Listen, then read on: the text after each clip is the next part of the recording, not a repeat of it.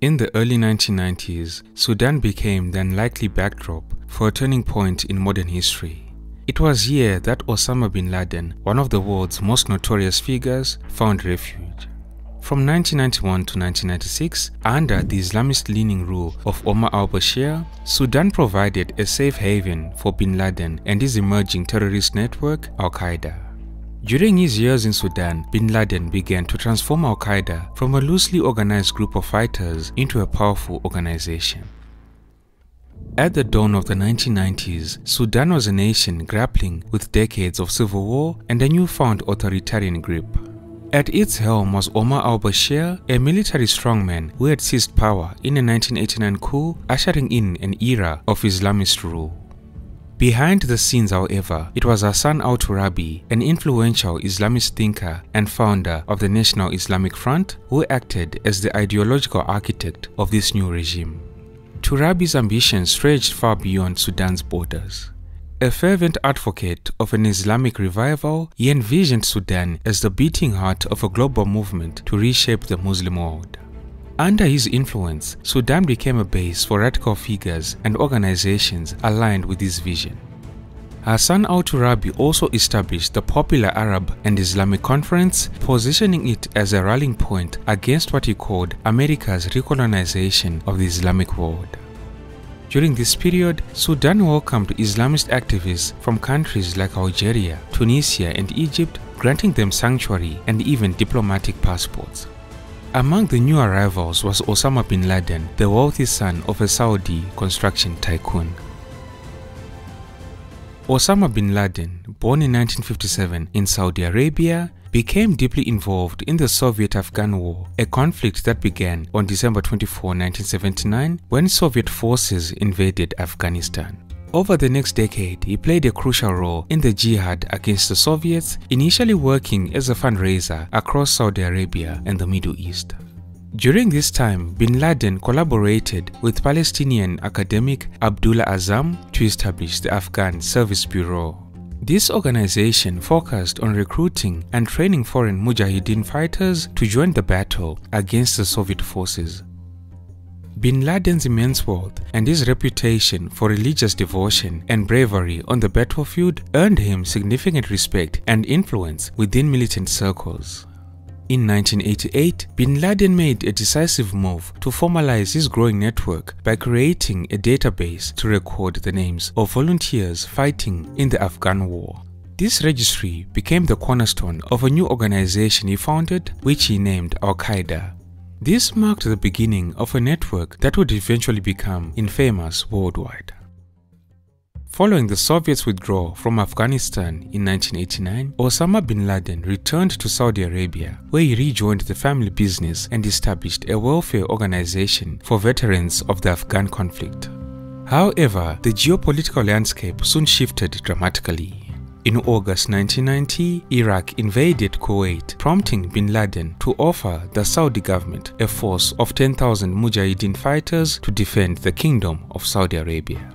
To his outrage, the Saudi royal family instead turned to the United States, allowing American troops to establish bases on Saudi soil. Bin Laden's public denunciation of the Saudi royal family led to his confinement in Jeddah. Seeking a new base, he accepted an invitation to relocate to Khartoum in Sudan. Sudan's Islamist regime welcomed bin Laden for both ideological and practical reasons. Much like Hassan al-Turabi, Osama bin Laden was driven by the idea of uniting Islamist movements worldwide to create a powerful global alliance that could reshape the Muslim world according to their shared vision of Islamic principles. Additionally, Hassan al-Turabi, like bin Laden, was fiercely critical of the Saudi monarchy, condemning them for hosting American forces and for deviating from what he saw as the true path of Islam. And one more thing, for the regime in Khartoum, Osama's wealth and influence was seen as valuable assets that could strengthen Sudan's economy and bolster its standing among Islamist movements. Hassan al-Turabi welcomed Osama bin Laden to Sudan with open arms, offering him unwavering support. Turabi provided bin Laden with an office, security guards, and generous incentives, including customs exemptions for importing trucks and tractors for his construction company. In return, bin Laden proved equally supportive of Turabi's pan-Islamic vision. He reportedly paid $5,000 to join Turabi's NIF and contributed $1 million to Turabi's Popular Arab and Islamic Conference. Osama's connections extended to Sudan's leadership, including President Omar al-Bashir and his deputy Ali Osman Taha. Bin Laden and Bashir were often seen together at public events, including the inauguration of various projects, solidifying their relationship. In Sudan, bin Laden began to weave himself into the country's economic and social fabric. Officially, he presented himself as a wealthy businessman. Having inherited a fortune estimated at around £200 million, he became a vital figure in a country ravaged by civil war and desperate for investment. His construction company, Al-Hijra, spearheaded significant infrastructure projects, including a highway linking Khartoum to Port Sudan and an airport near the same city.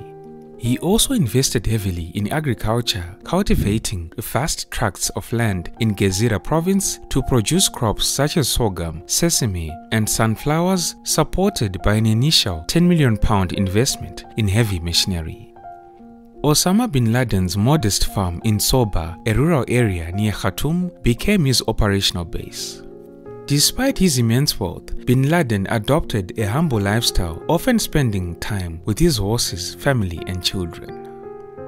However, his business dealings with the Sudanese government proved far less harmonious. Sudan's government often failed to honor its financial commitments. After completing 200 miles of highway from Khartoum to Atbara and an additional 100 miles toward Port Sudan, the promised £20 million payment never materialized. Instead, Omar al-Bashir and his government offered bin Laden a majority stake in a tannery worth just £5 million. The road project remained unfinished, highlighting the frustrations and financial losses Osama bin Laden faced in Sudan despite his significant contributions to the country's development.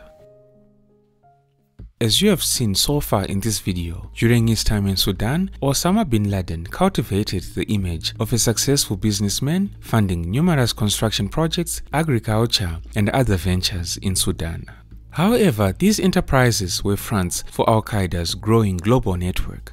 Far from being simple commercial operations, these businesses became hubs for distributing weapons and tactical expertise to Islamist militant groups worldwide. Osama bin Laden reportedly spent $2 million to transport mujahideen from Pakistan to Sudan and constructed 23 training camps fully funded by his wealth. By mid-1994, these camps had trained at least 5,000 fighters, many of whom worked on his construction and agricultural projects. Trucks from his transport company smuggled arms and fighters, while the camps provided training in guerrilla warfare, bomb-making, and other terror tactics. His Soba farm became a crucial operational base, stockpiling explosives that were smuggled to Yemeni rebels via Port Sudan, often with the aid of Sudanese military officers.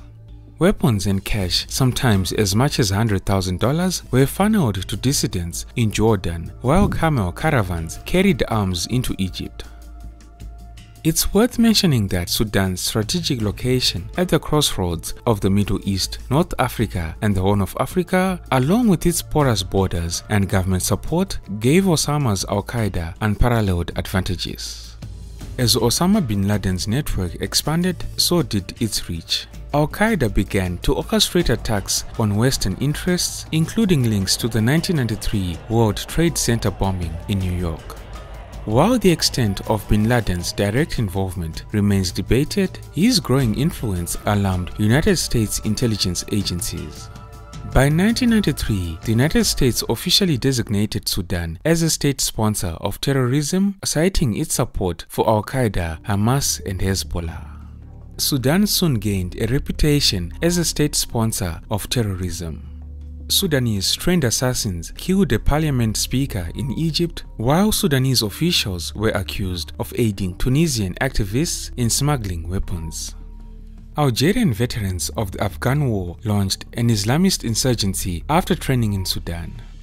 Bin Laden's camps in Sudan provided these fighters with training, resources and connections that helped fuel this Islamist insurgency in Algeria during the 1990s. Also, Libyan operatives trained in Sudan attempted to assassinate Muammar Gaddafi in 1993, while Palestinian Hamas fighters received training that enabled suicide bombings in Gaza. The height of Sudan's involvement in global terrorism came in June 1995 when Egyptian President Hosni Mubarak narrowly survived an assassination attempt in Ethiopia. Blocking the road, and somebody just flat on the ground, and machine guns started. For me it was shocking, what's that? Then I realized that there are bullets coming to our car. It is an armored car. So I was not afraid at all that anything could come in. One bullet came in the glass, but no effect at all. The driver was an Egyptian. It was our car. I told him turn back to the airport. Just about 100 or 150. Egyptian militants prepared for this mission on a Sudanese farm before crossing into Ethiopia. Both Egypt and Ethiopia accused Sudan of orchestrating the attack, leading to widespread condemnation. Hosni Mubarak denounced Turabi and Omar al-Bashir as thugs, criminals, and crackpots. In response to this assassination attempt, the United Nations Security Council imposed sanctions on Sudan and demanded the extradition of the wanted assassins, marking a turning point in Sudan's international isolation. By 1996, Osama bin Laden's presence in Sudan had become a liability. International pressure and worsening economic conditions forced Omar al-Bashir's regime to reconsider its alliance with bin Laden. In this regard, Sudan approached Saudi Arabia, offering to extradite bin Laden, but the Saudis refused. Having revoked his citizenship in 1994, they feared his return would destabilize the kingdom. Left with no alternatives, Sudan expelled Osama bin Laden, and in May 1996, he relocated to Afghanistan, where the Taliban under Mullah Omar welcomed him. In Afghanistan, free from Sudan's constraints, bin Laden expanded his operations, creating large training camps that drew recruits from across the Muslim world. Bin Laden and Al-Qaeda's shift to global jihad led to devastating attacks, including the 1998 United States Embassy bombings in Kenya and Tanzania, which killed over 200 people, and the September 11, 2001 attacks, Al-Qaeda's most infamous operation. Meanwhile, Sudan paid the heavy price for having hosted Osama bin Laden. United States sanctions crippled its economy, and the country's reputation as a state sponsor of terrorism led to international isolation. In retaliation for the 1998 embassy bombings in East Africa, United States President Bill Clinton ordered missile strikes on a pharmaceutical factory in Khartoum, claiming it was producing chemical weapons. Although no credible evidence supported this claim, Sudan lost a significant portion of its medical supply production capability. The fallout from bin Laden's time in Sudan compounded the country's internal struggles. Omar al-Bashir's regime, already battling a civil war, faced increasing instability. You can learn more about the rise and fall of Omar al-Bashir on this video that I've linked here. Thank you all for tuning in. This has been Tatenda for African Biographics. Until next time, cheers. Have a good one.